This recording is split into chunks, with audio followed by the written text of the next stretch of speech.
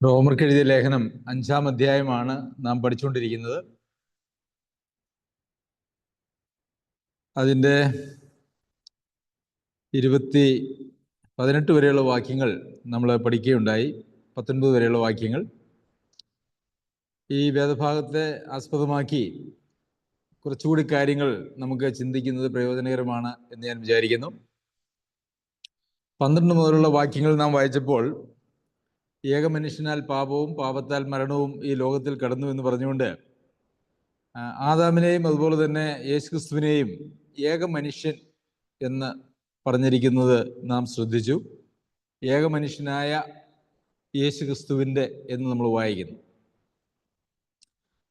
പിന്നെ ആദാമിൻ്റെ ലംഘനം അല്ലെങ്കിൽ പാപം അത് സകല മനുഷ്യരിലേക്കും മരണമായി, ആത്മീയ മരണമായി അത് പടർന്നു എന്നുള്ളത് നാം കണ്ടു. ഒരാളുടെ പാപം അത് സകല മനുഷ്യരിലേക്കും കടന്നു. അതുകൊണ്ട് വീണ്ടും ആ പാപത്തിൻ്റെ ഫലമായിട്ട് എല്ലാവരും ആത്മീയമായ മരണത്തിന് വിധേയമായി തീർന്നു. അതുകൊണ്ട് എല്ലാവരുടെയും മേൽ ശിക്ഷാവിധി വന്നു. ആ പാപത്തെക്കുറിച്ച് പറയുന്നത് പാപം വാണു എന്നാണ്. അതായത് പാപം വാഴുക എന്ന് പറഞ്ഞാൽ നമുക്കറിയാം, അത് അധികാരം നടത്തുന്നതിനെ കുറിച്ച് ഉപയോഗിക്കുന്നതായിട്ടുള്ളൊരു വാക്കാണ് വാഴുക എന്ന് പറയുന്നത്. അപ്പോൾ പാപം മനുഷ്യൻ്റെ മേൽ അധികാരം നടത്തി എന്നാണ് നമുക്ക് കാണുന്നത്. അതുമാത്രവുമല്ല, മനുഷ്യനെ ഒരു പുതിയ പേര് കിട്ടി, പാപി എന്നുള്ള ഒരു പേരും മനുഷ്യന് വന്നു. പാപത്തിൻ്റെ ഫലമായിട്ട് മരണവും വാണു, പാപവും വാണു എന്ന് നമ്മൾ ഈ 12 മുതൽ 21 വരെയുള്ള വാക്യങ്ങൾ നമ്മൾ വായിക്കുകയുണ്ടായി. എന്നാൽ എന്തെല്ലാം ഈ മനുഷ്യൻ്റെ പാപത്തിൻ്റെ ഫലമായിട്ട് ലോകത്തിൽ കടന്നുകൂടിയോ, അതായത് പാപം വാഴുന്ന ഒരവസ്ഥ, അതിൻ്റെ ഫലമായിട്ട് മരണം വാഴുന്നതായിട്ടുള്ളൊരവസ്ഥ, ആത്മീകമായിട്ടുള്ള മരണം, അത് മുഖാന്തരം വന്നതായിട്ടുള്ള നിത്യശിക്ഷാവിധി, ഇതിനെല്ലാം കർത്താവായ യേശുക്രിസ്തു എന്ന ഏക മനുഷ്യനായി വന്ന ദൈവപുത്രൻ പരിഹാരം വരുത്തി എന്ന് നമ്മൾ ചിന്തിക്കുകയുണ്ടായി. പാപം മരണത്താൽ വാണതുപോലെ, അല്ലെങ്കിൽ പാപം വാണതുപോലെ, നമ്മളവിടെ വായിക്കുന്നത് കൃപയുടെയും നീതിദാനത്തിൻ്റെയും സമൃദ്ധി ലഭിക്കുന്നവർ ജീവനിൽ വാഴും. അപ്പോൾ ഒരിടത്ത് പാപം വാണുവെങ്കിൽ മറ്റൊരിടത്ത് ജീവൻ വാഴുന്നു. കർത്താവായ യേശുക്രിസ്തു മുഖാന്തരം ജീവൻ്റെ ഒരു വാഴ്ച നമുക്ക് ഈ വേദഭാഗത്ത് വായിക്കുവാനായിട്ട് സാധിക്കും. 17-ാമത്തെ വാക്യത്തിൽ ഏകന്റെ ലംഘനത്താൽ മരണം ആ ഏകൻ നിമിത്തം വാണുവെങ്കിൽ കൃപയുടെയും നീതിദാനത്തിൻ്റെയും സമൃദ്ധി ലഭിക്കുന്നവർ യേശുക്രിസ്തു എന്ന ഏകൻ നിമിത്തം ഏറ്റവും അധികമായി ജീവനിൽ വാഴും.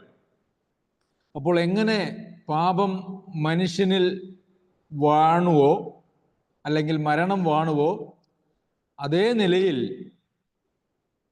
കർത്താവായ യേശുക്രിസ്തുവിലേക്ക് വരുന്ന ആളുകൾ ജീവന്റെ സമൃദ്ധിയിൽ വാഴും എന്ന് നമ്മളവിടെ വായിക്കുന്നുണ്ട്.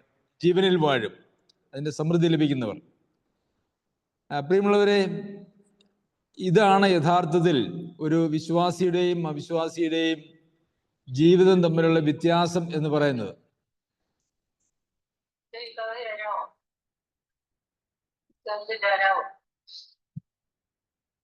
ജീവന്റെയും മരണത്തിൻ്റെയും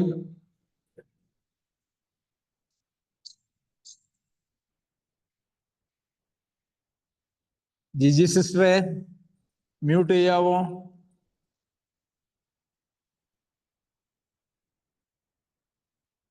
അപ്പോൾ ഒരു വിശ്വാസത്തിലേക്ക് വരുന്ന ആളുടെ ജീവിതം എന്ന് പറയുന്നത് ജീവനിൽ വാഴുന്ന ഒരു ജീവിതമാണ്. എന്നാൽ കർത്താവിലേക്ക് വരാത്ത ഒരാളുടെ ജീവിതം എന്ന് പറയുന്നത് മരണം വാഴുന്ന, പാപം വാഴുന്ന ഒരു ജീവിതമാണ്. ഒരാളിൽ പാപം അധികാരം നടത്തുമ്പോൾ, അതിൻ്റെ ഫലമായിട്ട് മരണം അധികാരം നടത്തുമ്പോൾ, മറ്റൊരാളിൽ ജീവൻ അധികാരം നടത്തുന്നു എന്ന് നമുക്ക് കാണുവാനായിട്ട് സാധിക്കും. അപ്പോൾ ഇതാണ് യഥാർത്ഥത്തിൽ ഒരു വ്യക്തി ദൈവ വഴിയിലേക്ക് വരുന്നത് കൊണ്ട് ഉണ്ടാകുന്നതായിട്ടുള്ള വ്യത്യാസം എന്ന് പറയുന്നത്. എന്നാൽ നമ്മളിൽ ജീവൻ വാഴുന്നുണ്ടോ, അതോ മരണമാണോ നമ്മളിൽ വാഴുന്നത്, അല്ലെങ്കിൽ പാപമാണോ നമ്മളിൽ വാഴുന്നത് എന്നുള്ളത് നാം ചിന്തിക്കേണ്ടതായിട്ടുള്ള ഒരു വിഷയമാണ്. ജീവനാണോ മരണമാണോ നമ്മിൽ വാഴുക എന്ന് പറഞ്ഞാൽ അധികാരം നടത്തുക. നമുക്ക് യഥാർത്ഥത്തിൽ വീണ്ടും ജനനം പ്രാപിക്കുമ്പോൾ ഒരു മനുഷ്യൻ പാപത്തിൻ്റെ ദാസ്യത്വത്തിൽ നിന്നും അല്ലെങ്കിൽ അധികാരത്തിൽ നിന്നും അവനെ സ്വതന്ത്രനാക്കി അവന് ദൈവിക ജീവൻ നൽകി അവനിൽ ജീവൻ വാഴാൻ ആരംഭിക്കുന്ന ഒരവസ്ഥയാണ് സംജാതമാകുന്നത്. അപ്പോൾ വീണ്ടും ജനനം പ്രാപിച്ച ഒരാളെ സംബന്ധിച്ച് നമ്മൾ കണ്ടാൽ അവനിലൊരു ജീവൻ ഉണ്ടായിരിക്കണം. ദൈവിക ജീവൻ അവനിൽ അധികാരം നടത്തണം. നമ്മളിൽ ദൈവിക ജീവൻ അധികാരം നടത്തുമ്പോൾ യഥാർത്ഥത്തിൽ ജീവൻ മനുഷ്യരുടെ വെളിച്ചമായിരുന്നു എന്ന് കർത്താവിനെ കുറിച്ച് പറയുന്നുണ്ട്. അതുപോലെ തന്നെ ദൈവിക ജീവൻ പ്രാപിച്ചതായ മനുഷ്യരെ സംബന്ധിച്ചിടത്തോളവും അവരിലുള്ളതായിട്ടുള്ള ജീവൻ മറ്റുള്ളവർക്ക് ഒരു പ്രകാശമായി തീരുന്നതിലൂടെയാണ് വെളിവാക്കുന്നത്. അങ്ങനെയാണ് അത് വെളിവാകേണ്ടത്.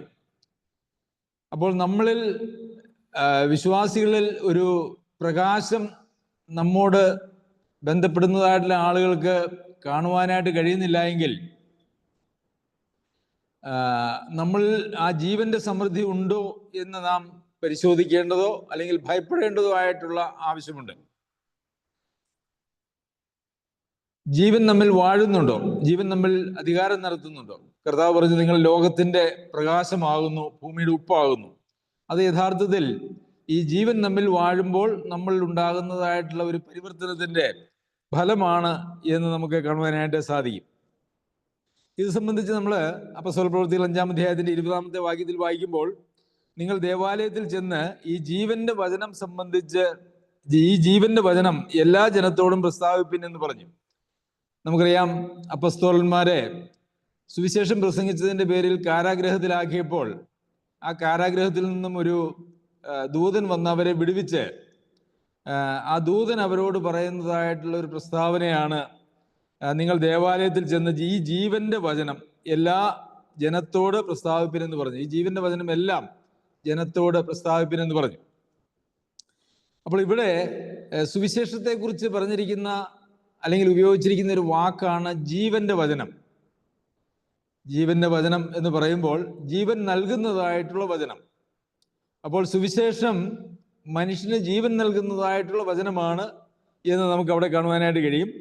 ഫിലിപ്പിയർക്ക് എഴുതിയ ലേഖനം 2-ാം അധ്യായത്തിന്റെ 15-ാം വാക്യത്തിലും, അവരുടെ ഇടയിൽ നിങ്ങൾ ജീവന്റെ വചനം പ്രമാണിച്ചുകൊണ്ട് ലോകത്തിൽ ജ്യോതിസുകളെ പോലെ പ്രകാശിക്കുന്നു എന്ന് നമ്മൾ വായിക്കുന്നു. ഇവിടെയും ജീവന്റെ വചനം പ്രമാണിച്ചുകൊണ്ട് എന്ന് പറയുമ്പോൾ യഥാർത്ഥത്തിൽ വീണ്ടും ജനനം പ്രാപിച്ചതായിട്ടുള്ള ആളുകൾ അവരുടെ ജീവിതത്തിൽ ദൈവവചനത്തോടുള്ള അവരുടെ അനുസരണത്തെയാണ് ഇവിടെ ജീവന്റെ വചനം എന്ന് പറയുന്നത്. അപ്പോൾ ഒരു മനുഷ്യന്റെ രക്ഷയ്ക്ക് ആവശ്യമായിട്ടുള്ള സന്ദേശം അതിനെക്കുറിച്ച് പറയുന്നത് ജീവന്റെ വചനം എന്നാണ്. അതുപോലെ തന്നെ അങ്ങനെ വിശ്വസിച്ചതായിട്ടുള്ള ആളുകൾ അവരുടെ ജീവിതത്തിൽ അനുസരിക്കേണ്ടതായിട്ടുള്ള പ്രമാണങ്ങളെ സംബന്ധിച്ച് പറയുന്നതും ജീവന്റെ വചനം എന്നാണ്. എന്നാൽ യോഹന്നാൻ എഴുതിയ 1-ാം ലേഖനം 1-ാം അധ്യായത്തിന്റെ 2-ാമത്തെ വാക്യത്തിൽ നാം വായിക്കുമ്പോൾ, ഞങ്ങളുടെ കൈ തൊട്ടതുമായ ജീവന്റെ വചനം സംബന്ധിച്ച്, ഇവിടെ ജീവന്റെ വചനം എന്ന് പറഞ്ഞിരിക്കുന്നത് കർത്താവായ യേശുക്രിസ്തുവിനെ കുറിച്ചാണ്. ഞങ്ങൾ കണ്ടും കേട്ടും സാക്ഷീകരിക്കുകയും ഞങ്ങൾ പിതാവിനോട് കൂടിയിരുന്ന് ഞങ്ങൾക്ക് പ്രത്യക്ഷമായ നിത്യജീവനെ നിങ്ങളോട് അറിയിക്കുകയും ചെയ്യുന്നു. അപ്പോൾ കർത്താവായ യേശുക്രിസ്തുവിന് ഒരു പര്യായ പദമായിട്ടും ഈ ജീവന്റെ വചനം എന്ന് ഉപയോഗിച്ചിട്ടുണ്ട്. അപ്പോൾ പ്രിയമുള്ളവരെ, ഈ ജീവൻ നൽകുന്നതായിട്ടുള്ള വചനം അത് കർത്താവ് തന്നെയാണ്. കർത്താവ് തന്നെ ജീവന്റെ വചനമാണ്. സുവിശേഷ സന്ദേശം എന്ന് പറയുന്നത് ജീവന്റെ വചനമാണ്. നാം ഓരോ ദിവസവും കേൾക്കുന്നതായ, വായിക്കുന്നതായ, പഠിക്കുന്നതായിട്ടുള്ള വചനം എന്ന് പറയുന്നത് അതും ജീവന്റെ വചനമാണ്.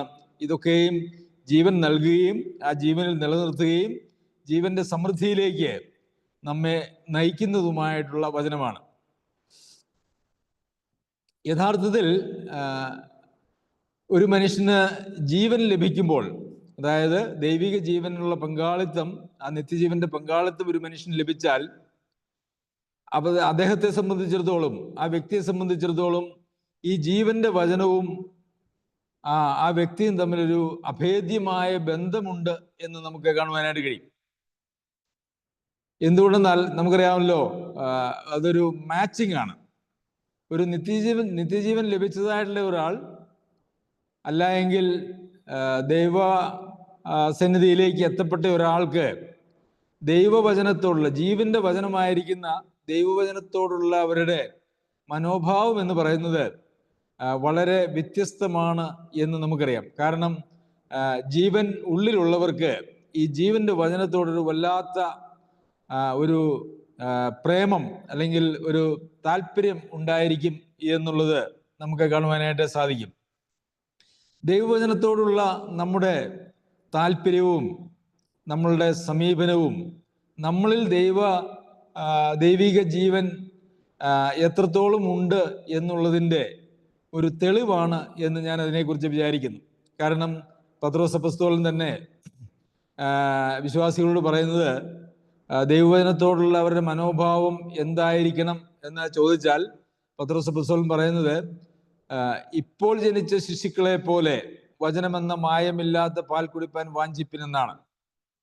അപ്പോൾ ഉള്ളിൽ ജീവനുള്ളതായ, ദൈവിക ജീവൻ വ്യാപരിക്കുന്നതായിട്ടുള്ള ഏതൊരു വ്യക്തിയെ സംബന്ധിച്ചിടത്തോളം ആ വ്യക്തിയുടെ ജീവിതത്തിലെ ഏറ്റവും വലിയ മോഹം, ആഗ്രഹം എന്ന് പറയുന്നത് ആ ജീവന്റെ വചനത്തോടായിരിക്കും എന്നുള്ളത് ഒരു യാഥാർത്ഥ്യമാണ്. എന്നാൽ ഇന്ന് പ്രസംഗിക്കപ്പെടുന്നതായിട്ടുള്ള വചനം എന്ന പേരിൽ, ജീവന്റെ വചനം എന്ന പേരിൽ പ്രസംഗിക്കപ്പെടുന്നതായിട്ടുള്ള വളരെ മായമുള്ളതായിട്ടുള്ള പാൽ എന്ന് നമുക്ക് വേണമെങ്കിൽ അതിനെ പറയാം. ഈ മായമുള്ളതായിട്ടുള്ള പാൽ കിട്ടുമ്പോൾ അതിൽ ആസ്വാദനവും അതിൽ സന്തോഷവും കണ്ടെത്തുന്നതായിട്ടുള്ള ആളുകളും യഥാർത്ഥത്തിൽ ഈ ദൈവിക ജീവൻ ഉള്ളിലുള്ളവരല്ല എന്നുള്ളതാണ് യാഥാർത്ഥ്യം. നമ്മളിൽ ദൈവിക ജീവൻ ഉണ്ട് എങ്കിൽ യഥാർത്ഥമായിട്ടുള്ള ദൈവവചനം കേൾക്കുമ്പോൾ മാത്രമേ അത് നമ്മിൽ ഒരു താല്പര്യം ഉളവാക്കുന്നുള്ളൂ. ഇന്ന് ഏത് വചനം കേട്ടാലും അതൊക്കെയും ഒരുവനിൽ താല്പര്യം ഉളവാക്കുന്നുവെങ്കിൽ അവരിൽ ഒരു യഥാർത്ഥത്തിലുള്ള ദൈവിക ജീവൻ അവരിൽ ഉണ്ടാകുകയില്ല എന്നുള്ളതാണ് അത് സംബന്ധിച്ച് നമുക്ക് ചിന്തിക്കുവാനായിട്ട് കഴിയുക. ദൈവിക ജീവൻ, ആ ജീവന്റെ സമൃദ്ധി നമ്മളിൽ ഉണ്ട് എങ്കിൽ തീർച്ചയായിട്ടും സത്യവചനത്തോട് നമുക്കൊരു താല്പര്യമുണ്ടാകും. പിന്നെ നമുക്കറിയാം, അനേക വിശ്വാസികൾ എന്ന് പറയുന്നതായിട്ടുള്ള നാനാവിധ സഭകളിലുള്ള ആളുകൾക്കും അവർക്ക് ദൈവവചനം എന്ത് പറഞ്ഞാലും ആ ദൈവവചനത്തോടുള്ള അനുസരണത്തിന് ഒരു താല്പര്യമില്ല. മറിച്ച് അവരംഗമായിരിക്കുന്ന ഒരു പ്രസ്ഥാനത്തോട് ചേർന്നിരിക്കുക എന്നുള്ളത് മാത്രമേ അവരുടെ താല്പര്യമുള്ളൂ എങ്കിൽ അത് കാണിക്കുന്നതും യഥാർത്ഥത്തിൽ അവരിൽ ഒരു ദൈവിക ജീവന്റെ സമൃദ്ധി ഇല്ല എന്നുള്ളത് തന്നെയാണ്. നമുക്കറിയാമല്ലോ, പല ആളുകളും പറഞ്ഞു കേട്ടിട്ടുണ്ട്, ഒരു സത്യം മനസ്സിലാക്കുവാനായിട്ട് ഒരുപക്ഷെ ദൈവം സത്യങ്ങൾ വെളിപ്പെടുത്തി തരുന്നത് അത് നാം കേട്ടതായിട്ടുള്ള സത്യങ്ങളോടുള്ള വിശ്വസ്തതയ്ക്ക് ആനുപാതികമായിട്ടാണ്. എന്തെല്ലാം കേട്ടാലും മനസ്സിലാക്കിയാലും അതിനോടുള്ള അനുസരണത്തിനുള്ള താല്പര്യം നമുക്കില്ല എങ്കിൽ പിന്നെ നമ്മുടെ ഹൃദയങ്ങളിലേക്ക് ദൈവവചനത്തിന്റെ ഒരു പ്രകാശനം ദൈവാത്മാവ് തരികയില്ല. കാരണം അനുസരിക്കുവാൻ നമുക്ക് താല്പര്യമില്ല എന്നുള്ളത് തന്നെയാണ്. അപ്പോൾ നാം അനുസരിക്കുന്നതിന് ആനുപാതികമായിട്ട് ദൈവം തന്റെ വചനത്തെ നമ്മളിൽ പ്രകാശിപ്പിക്കും. അപ്പോൾ എന്തെങ്കിലും ഒരല്പം കേട്ട് അതിൽ നിലനിൽക്കുവാനായിട്ടാണ് നാം ആഗ്രഹിക്കുന്നതെങ്കിൽ ദൈവവചനത്തോട് നാം യഥാർത്ഥത്തിൽ ദൈവവചനത്തോടൊരു വാതിൽ കൊട്ടിയടയ്ക്കുന്നതായിട്ടുള്ള ഒരു അവസ്ഥയാണ് ഉണ്ടാകുന്നത്. അങ്ങനെ ഒരിക്കലും ഉണ്ടാകുവാനായിട്ട് പാടില്ല.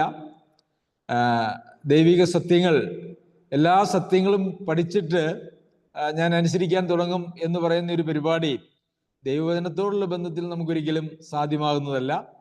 അതുമാത്രവുമല്ല, എനിക്ക് കുറച്ച് പഠിക്കണം, കാര്യങ്ങൾ മനസ്സിലാക്കണം, പിന്നെ ഞാൻ എൻ്റെ സൗകര്യത്തിനനുസരിച്ച് ഞാൻ ജീവിക്കും എന്ന് പറയുന്നതും ഒരു ദൈവവചനത്തോടുള്ള ശരിയായ സമീപനമല്ല.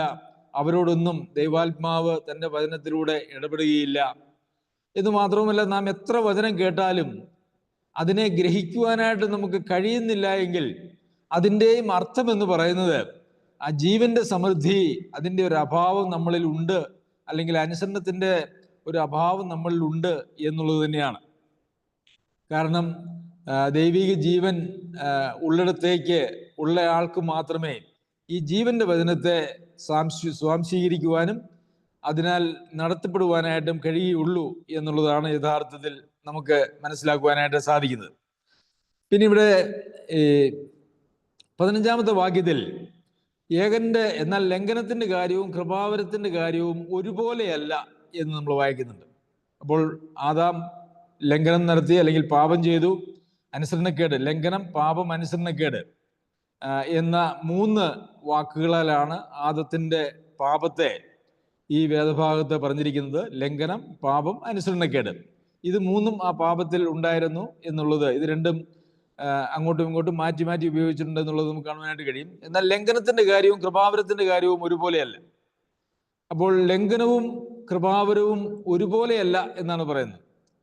അത് ഒരു മനുഷ്യന് എന്തുകൊണ്ടാണ് അത് ഒരുപോലെയല്ല എന്ന് പറയുവാനായിട്ടുള്ള കാരണം, ഇവിടെ ഒരാൾ ലംഘനം നടത്തിയപ്പോൾ, അല്ലെങ്കിൽ ആദം ഹവ്വമാര് പാപം ചെയ്തപ്പോൾ, ഓട്ടോമാറ്റിക്കായിട്ട്, സ്വാഭാവികമായിട്ട് തൻ്റെ സന്തതി പരമ്പരകളെല്ലാവരും പാപികളായി തീർന്നു. പാപം ആദാം മുഖാന്തരം വന്നതായ, മനുഷ്യവർഗത്തിലേക്ക് വന്നതായിട്ടുള്ള പാപം, അത് അങ്ങനെ തന്നെ സന്തതി പരമ്പരകളിലേക്ക് കൈമാറ്റം ചെയ്യപ്പെട്ടു. എല്ലാവരും പാപികളായി തീർന്നു എന്നുള്ളത് നമുക്ക് ബൈബിളിൽ നിന്നും മനസ്സിലാക്കുവാനായിട്ട് സാധിക്കും. നമുക്ക് ലോകത്തിലേക്ക് നോക്കിയാലും പാപം എന്ന് പറയുന്നത് എല്ലാവരിലും വാഴുന്നുണ്ട് എന്ന് നമുക്കറിയാം, ഒരളവിൽ അല്ലെങ്കിൽ മറ്റൊരളവിൽ. എന്നാൽ ഒരുപോലെയല്ല എന്നുള്ളത് പറയുവാനായിട്ടുള്ള കാരണം, കർത്താവായ യേശുക്രിസ്തു മുഖാന്തരം വെളിപ്പെട്ടതായിട്ടുള്ള കൃപാവരം, അത് അങ്ങനെ സ്വാഭാവികമായിട്ട് എല്ലാവരിലേക്കും ആ ഒരു കൃപാവരം പോകുന്നില്ല. അവിടെ ദൈവത്തിൻ്റെ കൃപയോടുള്ള നമ്മുടെ വിശ്വാസത്താലുള്ള പ്രതികരണം എന്ന് പറയുന്നത് വളരെ പ്രധാനപ്പെട്ടതാണ്. ആദം പാപം ചെയ്തപ്പോൾ എല്ലാവരും പാപികളായി തീർന്നു. ക്രിസ്തു പാപത്തിന് പരിഹാരം ഉണ്ടാക്കിയപ്പോൾ എല്ലാവരും നീതിമാന്മാരായി തീർന്നില്ല. അതാണ് ഈ ഒരുപോലെയല്ല എന്ന് പറയുന്നത് കൊണ്ട് അർത്ഥമാകുന്ന ഒരു പ്രധാനപ്പെട്ട കാര്യം. അത് തന്നെ 16-ാമത്തെ വാക്യത്തിലും നമുക്ക് കാണുവാനായിട്ട് കഴിയും. ഏകൻ പാപം ചെയ്തതിന്റെ ഫലവും ദാനത്തിന്റെ കാര്യവും ഒരുപോലെയല്ല. ഒന്ന് ശിക്ഷാവധി കൽപ്പിപ്പാൻ ഹേതുവായി തീർന്നു, മറ്റൊന്ന് അല്ലെങ്കിൽ ദാനം എന്ന് പറയുന്നത് അതിനെ മോചിക്കുന്ന നീതീകരണ വിധിക്ക് ഹേതുവായി തീർന്നു, കാരണമായി തീർന്നു. ഇതും യഥാർത്ഥത്തിൽ ഓട്ടോമാറ്റിക്കായിട്ട് കർത്താവായ യേശുക്രിസ്തുവിന്റെ മരണം സകല മനുഷ്യർക്കും പരിഹാരമായിട്ട് വരുന്നില്ല. ആ മരണത്തെ അംഗീകരിക്കുകയും സ്വീകരിക്കുകയും നമ്മെ തന്നെ ആ കർത്താവിനെ ഏൽപ്പിച്ചു കൊടുക്കുകയും ചെയ്യുമ്പോൾ മാത്രമാണ് അത് നമ്മുടെ സ്വന്തമായി തീരുന്നത് എന്ന് നമുക്കറിയാം. അപ്പോൾ പാപം നമ്മളിൽ അല്ലെങ്കിൽ മനുഷ്യരിൽ വാണതുപോലെ ആ ജീവൻ നമ്മളിൽ വാഴുക എന്നുള്ളതാണ് യഥാർത്ഥത്തിൽ ഈ ക്രിസ്തീയ ജീവിതം കൊണ്ട് നമ്മളിൽ ഉളവാകേണ്ടതായിട്ടുള്ള കാര്യം. പാപം നമ്മളിൽ വാണപ്പോൾ എന്താണ് നമ്മളിൽ ഉണ്ടായിരുന്നതായിട്ടുള്ള പ്രത്യേകത? പാപത്തെ സംബന്ധിച്ച് നമുക്ക് ഭയമില്ലായിരുന്നു, ന്യായവിധിയെക്കുറിച്ച് ഭയമില്ലായിരുന്നു. നമ്മളിനി നന്മ ചെയ്യാൻ ആഗ്രഹിച്ചാൽ പോലും ആ നന്മ ചെയ്യാൻ കഴിയാത്ത വിധം പാപത്തിന്റെ അടിമകൾ അല്ലെങ്കിൽ ദാസ്യത്തിലായിരുന്നു. ഇനി എന്തെങ്കിലും നന്മ ചെയ്താൽ ആ ചെയ്യുന്ന നന്മയോടൊത്ത് ഒരു തിന്മയുടെ മനോഭാവം കൂടി ഉണ്ടായിരുന്നു എന്നുള്ളത് ഒരു യാഥാർത്ഥ്യമാണ്. എന്ന് മാത്രവുമല്ല, ദൈവസന്നിധിയിൽ സ്വീകാര്യമല്ലാത്തതായിട്ടുള്ള ആളുകൾ ചെയ്യുന്നതായിട്ടുള്ള നന്മകളും സ്വാഭാവികമായും ദൈവസന്നിധിയിൽ സ്വീകാര്യമല്ലാത്തതായി തന്നെ നിലനിന്നു എന്ന് നമുക്ക് കാണുവാനായിട്ട് സാധിക്കും. പ്രിയമുള്ളവരെ, ജീവന്റെ സമൃദ്ധി എന്ന് പറയുന്നത് നമ്മുടെ ജീവിതത്തിന്റെ ഒരു ലക്ഷ്യമായിരിക്കണം. അപ്പോൾ എത്രത്തോളം നാം ഈ ജീവന്റെ വചനം നാം ഉൾക്കൊള്ളുകയും ആ ജീവന്റെ വചനത്തിൻ്റെ വഴിയെ നാം മുമ്പോട്ട് ജീവിക്കുകയും ചെയ്യുന്നുവോ, അത്രത്തോളമാണ് നമുക്ക് ഈ ജീവന്റെ സമൃദ്ധി ലഭിക്കുന്നത്, അല്ലെങ്കിൽ ആ ജീവനിൽ വാഴുവാനായിട്ട് നമുക്ക് കഴിയുന്നത് എന്നാണ്. കർത്താവ് തന്നെ ഇപ്രകാരമാണ് പറഞ്ഞത്: നിങ്ങൾക്ക് ജീവൻ ഉണ്ടാകുവാനും സമൃദ്ധിയായ ജീവൻ ഉണ്ടാകുവാനായിട്ടും ഞാൻ വന്നിരിക്കുന്നു. അപ്പോൾ നമ്മളിൽ ജീവൻ വാഴുന്നുണ്ടോ, അതോ പാപമാണോ നമ്മളിൽ വാഴുന്നത്? ഇന്ന് ലോകത്തിലെ ക്രിസ്തീയ ലോകം അഭിമുഖീകരിക്കുന്ന ഏറ്റവും വലിയ പ്രശ്നം എന്ന് പറയുന്നത്, യഥാർത്ഥത്തിൽ ഈ ദൈവിക ജീവൻ ലഭിക്കാതെയും ആ ജീവനിൽ വാഴാതെയും ഇരിക്കുന്നതായിട്ടുള്ള ആളുകൾ, അവരെക്കുറിച്ച് തന്നെ അവർ ഞങ്ങൾ ദൈവസന്നിധിയിൽ സ്വീകാര്യരാണ് എന്ന് വിശ്വസിക്കുകയും അങ്ങനെ അവരെ പഠിപ്പിക്കുകയും ചെയ്തിരിക്കുന്നു എന്നുള്ള ഒരവസ്ഥയാണ്. ഇന്ന് അനേക വിശ്വാസികളെന്ന് അവകാശപ്പെടുന്ന ആളുകളുടെയും ജീവിതത്തിലേക്ക് നോക്കിയാൽ നമുക്ക് കാണാൻ കഴിയുന്നതായിട്ടുള്ള ഒരു കാര്യം, അവരിൽ ജീവൻ വാഴുന്നു എന്നല്ല, അവരിൽ പാപം വാഴുന്നു എന്നാണ്. നമ്മളിൽ കോപവും ശാഠ്യവും അസൂയയും പിണക്കവും പകയും എല്ലാം നമ്മുടെ ജീവിതത്തിൻ്റെ ഒരു ഭാഗമായിട്ടാണ് ഇരിക്കുന്നതെങ്കിൽ, യഥാർത്ഥത്തിൽ നമ്മിൽ വാഴുന്നത് ജീവനല്ല, നമ്മിൽ വാഴുന്നത് പാപമാണ് എന്ന് നമുക്ക് കാണുവാനായിട്ട് കഴിയും. പാപം എന്ന് പറയുന്നത് ദൈവമക്കളുടെ ജീവിതത്തിൽ ഒരുപക്ഷെ അകപ്പെട്ടു പോയേക്കാവുന്ന ഒരവസ്ഥ മാത്രമാണ്, ഒരിക്കലും അത് വാഴുന്ന ഒരവസ്ഥയല്ല. നമുക്ക് ആരോടെങ്കിലും ക്ഷമിക്കാനായിട്ട് സാധിക്കുന്നില്ല എന്ന് വന്നാൽ പാപം നമ്മിൽ വാഴുന്നു എന്നാണ് അതിൻ്റെ അർത്ഥം. എന്നാൽ ദൈവിക ജീവൻ വാഴുന്ന ഒരാളെ സംബന്ധിച്ചിടത്തോളം അവർക്ക് ശത്രുക്കളോട് പോലും ക്ഷമിക്കാനായിട്ട് കഴിയുന്നു എന്നുള്ളതാണ്. ക്ഷമിക്കുക മാത്രമല്ല, ശത്രുക്കൾക്ക് വിശക്കുന്നുവെങ്കിൽ ആഹാരം കൊടുക്കുവാനും, ദാഹിക്കുന്നുവെങ്കിൽ അവർക്ക് കുടിക്കാൻ കൊടുക്കുവാനും, അല്ലെങ്കിൽ അവരെ അനുഗ്രഹിക്കുന്ന, അവർക്ക് വേണ്ടി പ്രാർത്ഥിക്കുന്ന ഒരു മനോഭാവമാണ് യഥാർത്ഥത്തിൽ അങ്ങനെ ജീവന്റെ സമൃദ്ധി ഉള്ളതായ, ജീവനിൽ വാഴുന്നതായിട്ടുള്ള ഒരാളെ സംബന്ധിച്ച് പറയുവാനായിട്ട് കഴിയുന്നത്. നമുക്കങ്ങനെ അഡ്ജസ്റ്റ് ചെയ്യാൻ പറ്റാത്ത, അല്ലെങ്കിൽ ദൈവവചനം വളരെ കർശനമായിട്ട് ഇടപെടണമെന്ന് പറഞ്ഞിരിക്കുന്നതായിട്ടുള്ള വിഭാഗം ആളുകൾ എന്ന് പറയുന്നത് ദുരുപദേഷ്ടാക്കന്മാര്, കള്ളപ്രവാചകന്മാര്, അല്ലെങ്കിൽ മരണകരമായ പാപത്തിൽ ജീവിക്കുകയും അതിനെ സംബന്ധിച്ച് മാനസാന്തരപ്പെടാൻ തയ്യാറില്ലാത്തതുമായിട്ടുള്ള ആളുകളെ സംബന്ധിച്ച് ദൈവവചനം വളരെ കർശനമായിട്ട് ഇടപെടുന്നുണ്ട് എന്നുള്ളത് നമുക്ക് കാണുവാനായിട്ട് കഴിയും. എന്നാൽ പലപ്പോഴും അങ്ങനെയുള്ള ആളുകളെ ഉൾക്കൊള്ളുവാനും, എന്നാൽ നാം സ്നേഹിക്കുകയും ഉൾക്കൊള്ളുകയും ക്ഷമിക്കുകയും ചെയ്യേണ്ടതായിട്ടുള്ള ആളുകളെ നമ്മൾ പകയ്ക്കുകയും ചെയ്യുന്നതായിട്ടുള്ള ഒരു പൊതു മനോഭാവമാണ് യഥാർത്ഥത്തിൽ ഉള്ളത്. വളരെ ഗൗരവമായിട്ടുള്ള ദുരുപദേശങ്ങൾ പിടിക്കുന്നതായിട്ടുള്ള ആളുകളെ നമ്മളെല്ലാവരെയും ഉൾക്കൊള്ളണം എന്നൊക്കെയുള്ള ഓമനപ്പേരിൽ അവരെയൊക്കെ നമ്മൾ ഉൾക്കൊള്ളുകയോ സ്വീകരിക്കുകയോ അവരോട് കൂട്ടായ്മ ആചരിക്കുകയോ ഒക്കെ ചെയ്യും. എന്നാൽ നാം അനുഗ്രഹിക്കേണ്ടതായിട്ടുള്ള ഒരുപക്ഷെ വിശ്വാസത്തിന്റെ പേരിൽ നമ്മളോട് ശത്രുത പുലർത്തുന്നതായിട്ടുള്ള ആളുകളോട് നമ്മൾ പലപ്പോഴും ഒരു വിരോധം വെച്ചുകൊണ്ട് ജീവിക്കുന്നതായിട്ടുള്ള ആളുകളും അങ്ങനെയും നമുക്ക് ധാരാളം ആളുകളെ കാണുവാനായിട്ട് കഴിയും. അപ്പോൾ നമ്മളിൽ നമ്മുടെ ജീവനാണോ ദൈവിക ജീവനാണോ വ്യാപരിക്കുന്നത് എന്നുള്ളതിൻ്റെ അടിസ്ഥാനത്തിലാണ് ദൈവവചനപ്രകാരമുള്ളതായിട്ടുള്ള ഒരു സമീപനം നമുക്ക് മനുഷ്യരോട് എടുക്കുവാനായിട്ട് സാധിക്കുകയുള്ളൂ. ശരി, തുടർന്ന് നമ്മൾ വായിക്കുന്നത് 20-ാമത്തെ വാക്യം. എന്നാൽ ലംഘനം പെരുകേണ്ടതിന് ന്യായപ്രമാണവും ഇടയിൽ ചേർന്ന് വന്നു. ഇവിടെ ലംഘനം പെരുകേണ്ടതിന് ന്യായപ്രമാണവും ഇടയിൽ ചേർന്ന് വന്നു എന്ന് പറയുമ്പോൾ, അതിനു മുമ്പ് ലംഘനം ഇല്ലായിരുന്നോ എന്ന് ചോദിച്ചാൽ, പെരുകിയിട്ടില്ലായിരുന്നോ എന്ന് ചോദിച്ചാൽ ഉണ്ടായിരുന്നു. നമുക്കറിയാം, നോഹയുടെ കാലത്തും സോദോം ഗൊമോറ പട്ടണങ്ങളെ നശിപ്പിക്കുന്നതായിട്ടുള്ള ആ സാഹചര്യത്തിലും ഒക്കെ മനുഷ്യന്റെ പാപം എന്ന് പറയുന്നത് ദൈവത്തിന് ഒരു മനുഷ്യ രാശി മുമ്പോട്ട് ആ നിലയിൽ പോയി കഴിഞ്ഞു കഴിഞ്ഞാൽ വളരെ ഒരു സമൂഹത്തിന് നിലനിൽക്കുവാൻ കഴിയാത്ത വിധം അത്രയേറെ ദോഷകരമായിട്ടുള്ള സ്വഭാവങ്ങളുള്ളവരായിട്ട് അവർ തീർന്നിരുന്നു. അതുകൊണ്ടാണ് അങ്ങനെയൊക്കെയുള്ള ശിക്ഷ ദൈവം ആ കാലത്ത് കൊടുത്തതെന്ന് നമുക്കറിയാം. ഇവിടെ പെരുകി എന്ന് പറയുന്നത് കൊണ്ട്, പെരുകേണ്ടതിന് എന്ന് പറയുന്നതിൻ്റെ കാരണം എന്ന് പറയുന്നത്, ന്യായപ്രമാണം മനുഷ്യന് നൽകിയപ്പോൾ ഈ പാപത്തെ സംബന്ധിച്ച് യഥാർത്ഥത്തിൽ ബോധ്യമില്ലാതിരുന്ന ആളുകൾക്കെല്ലാം പാപം എന്താണ് എന്നുള്ളതിനെക്കുറിച്ച് വളരെ കൃത്യമായ അറിവ് കിട്ടി. അവര് പാപമല്ല എന്ന് വിചാരിച്ചു കൊണ്ടിരുന്ന അവരുടെ പല ജീവിതങ്ങളും, ജീവിത രീതികളും, പെരുമാറ്റങ്ങളും, സംസാരങ്ങളും ഒക്കെ ദൈവസന്നിധിയിൽ സ്വീകാര്യമല്ല എന്നവർ ബോധ്യപ്പെട്ടപ്പോൾ അവർക്ക് അവരുടെ ജീവിതത്തിൽ അനുഭവപ്പെട്ടതായിട്ടുള്ള ഒരു കാര്യമാണ്, അയ്യോ ഇത്രയും വലിയൊരു പാപിയാണോ ഞാൻ എന്നുള്ളതായിട്ടുള്ള അവരുടെ ചോദ്യമാണ് യഥാർത്ഥത്തിൽ ഈ പാപം പെരുകി എന്ന് പറയുവാനായിട്ട് കാരണം. അല്ലാതെ ന്യായപ്രമാണം ദൈവം നൽകിയത് തന്നെ അതിൻ്റെ ഒരു ഉദ്ദേശം എന്ന് പറയുന്നത് മനുഷ്യന് അവൻ്റെ സാമൂഹിക ജീവിതത്തിന് വളരെ പ്രശ്നം വരാത്ത രീതിയിൽ അവൻ്റെ പാപത്തെ നിയന്ത്രിക്കുക എന്നുള്ളതായിരുന്നു. നമുക്കറിയാം, പല പാപങ്ങൾക്കും മരണശിക്ഷ വരെ നമുക്ക് ന്യായപ്രമാണത്തിൽ കാണുവാനായിട്ട് സാധിക്കും. അതൊക്കെ പാപത്തെ നിയന്ത്രിക്കുക എന്നുള്ളതിൻ്റെ ഒരു ലക്ഷ്യമായിരുന്നു. എന്നാൽ പാപം ഏതെല്ലാം പാപമാണ്, എത്രയെല്ലാം പാപമാണ് എന്ന് മനുഷ്യൻ മനസ്സിലാക്കിയത് ന്യായപ്രമാണം വന്നപ്പോഴാണ്.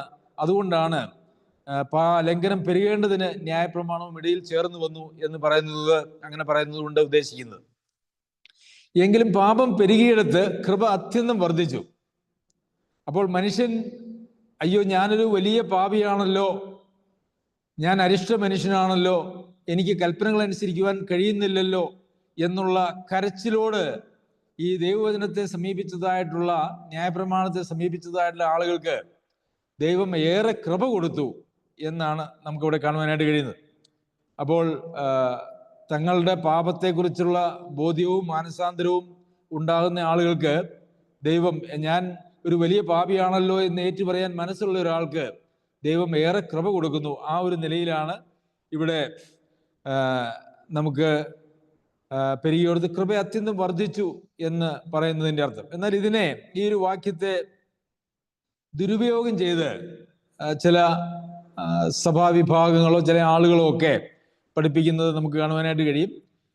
അവര് പറയുന്നത് ഇപ്രകാരമാണ്: വീണ്ടും ജനിച്ചതായിട്ടുള്ള ഒരു മനുഷ്യൻ, ഒരു ദൈവ പൈതൽ, അവൻ പാപം ചെയ്താൽ അവന് ശിക്ഷയിലേക്കല്ല വീഴുന്നത്, അവൻ പാപം ചെയ്യുമ്പോൾ അവൻ ദൈവത്തിന്റെ കൃപയിലേക്കാണ് വീഴുന്നത്.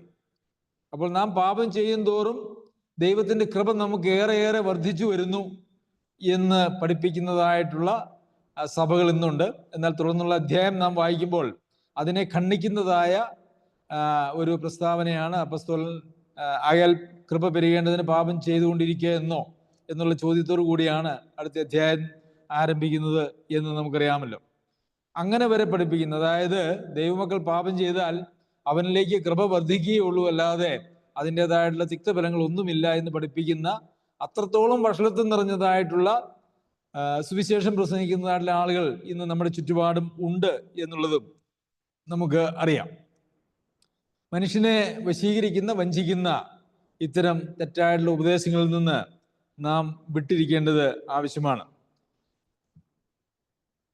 21-ാമത്തെ വാക്യത്തിൽ പാപം മരണത്താൽ വാണതുപോലെ കൃപയും നമ്മുടെ കർത്താവായ യേശുക്രിസ്തു മുഖാന്തരം നീതിയാൽ നിത്യജീവനായി വാഴേണ്ടതിന് തന്നെ. അപ്പോൾ എന്തിനാണ് കൃപ അത്യന്തം വർദ്ധിച്ചത്? ദൈവം കൃപ കൊടുക്കുന്നത് എന്തിനാണ്?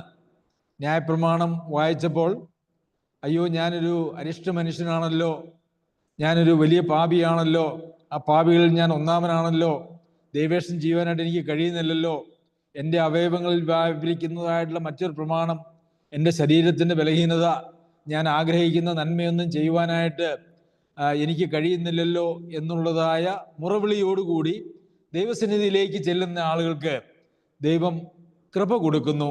കൃപ അത്യന്തം വർദ്ധിച്ചു. എന്തിനാണ് ദൈവം ആ കൃപ കൊടുക്കുന്നത്? അതാണ് 21-ാമത്തെ വാക്യത്തിൽ നാം വായിക്കുന്നത്. പാപം മരണത്താൽ വാണതുപോലെ കൃപയും നമ്മുടെ കർത്താവായ യേശുക്രിസ്തു മുഖാന്തരം നീതിയാൽ നിത്യജീവനായി വാഴേണ്ടതിന് തന്നെ. അപ്പോൾ ഈ കൃപയാലല്ലോ വിശ്വാസം മൂലം നിങ്ങൾ രക്ഷിക്കപ്പെട്ടിരിക്കുന്നത് എന്ന് നമ്മൾ എഫേസ്യർക്ക് എഴുതിയ 2-ാം അധ്യായത്തിൽ വായിക്കുന്നുണ്ട്. ഈ കൃപ മനുഷ്യന് നൽകുന്നത് വിശ്വാസത്താൽ നീതീകരണം പ്രാപിക്കുവാനും അതുവഴി കർത്താവിനോട് ചേർന്ന് കർത്താവിനോട് ഒന്നായി തീർന്ന് ആ നിത്യജീവനായിട്ട് ജീവന്റെ സമൃദ്ധിയിൽ വാഴേണ്ടതിന് വേണ്ടിയാണ് എന്നാണ് ഇവിടെ പൗലോസ് അപ്പോസ്തലൻ പറഞ്ഞ് ഈ വിഷയം ഇവിടെ അവസാനിപ്പിക്കുന്നത്. നാം 3-ാം അധ്യായത്തിന്റെ 21-ാമത്തെ വാക്യം വരെ യഥാർത്ഥത്തിൽ പൗലോസ് അപ്പോസ്തലൻ ലോകത്തിലുള്ള സകല മനുഷ്യരും, യഹൂദന്മാരോ യവനന്മാരോ ആരുമായിക്കൊള്ളട്ടെ, സകലരും പാപത്തിന്റെ കീഴാണ്, ഒരു മനുഷ്യനിലും ഒരു നന്മയും ഇല്ല എന്ന് തെളിയിച്ചതിന് ശേഷം തുടർന്ന് അതിനുശേഷമുള്ളതായിട്ടുള്ള ഇപ്പോൾ നമ്മൾ വായിച്ചു നിർത്തിയതായ 5-ാം അധ്യായത്തിന്റെ 21-ാം വാക്യത്തിൽ വരെ അങ്ങനെ പാപത്തിന്റെ അധീനതയിലായിപ്പോയ മനുഷ്യർക്ക് കർത്താവായ യേശുക്രിസ്തു മുഖാന്തരം നീതീകരണം, പാപമോചനം, ദൈവത്തോടുള്ള നിരപ്പ് മുതലായിട്ടുള്ള കാര്യങ്ങൾ, അല്ലെങ്കിൽ ജീവന്റെ സമൃദ്ധി, ജീവനിൽ വാഴുവാനായിട്ട് കഴിയുന്നത് എങ്ങനെയാണ്, പാപം വാണതുപോലെ ജീവൻ എങ്ങനെയാണ് വാഴുവാനായിട്ട് കഴിയുന്നത് എന്നുള്ളതിനെ കുറിച്ചാണ് യഥാർത്ഥത്തിൽ ഇവിടെ പറഞ്ഞ് ഇങ്ങനെ അവസാനിപ്പിക്കുന്നത്. തുടർന്ന് 6-ാമത്തെ അധ്യായത്തിലേക്ക് വരുമ്പോൾ നമ്മളുടെ വിശുദ്ധീകരണത്തെക്കുറിച്ച്, അങ്ങനെ വീണ്ടും ജനനം പ്രാപിച്ച് നീതിമാന്മാരായി ദൈവം പ്രഖ്യാപിച്ച ആളുകളുടെ തുടർന്നുള്ള ജീവിതത്തെ സംബന്ധിച്ചാണ് തുടർന്നുള്ള അധ്യായങ്ങൾ നമുക്ക് പഠിക്കുവാനായിട്ട് കഴിയുന്നത്. ദൈവം അനുവദിച്ചാൽ അടുത്തുള്ള ദിവസങ്ങളിൽ നമുക്കത് പഠിക്കാം. ദൈവത്തിൻ്റെ അതിപരിശുദ്ധ നാമം വാഴ്ത്തപ്പെടുമാറാകട്ടെ. ദൈവം നമ്മെ എല്ലാവരെയും സഹായിക്കട്ടെ.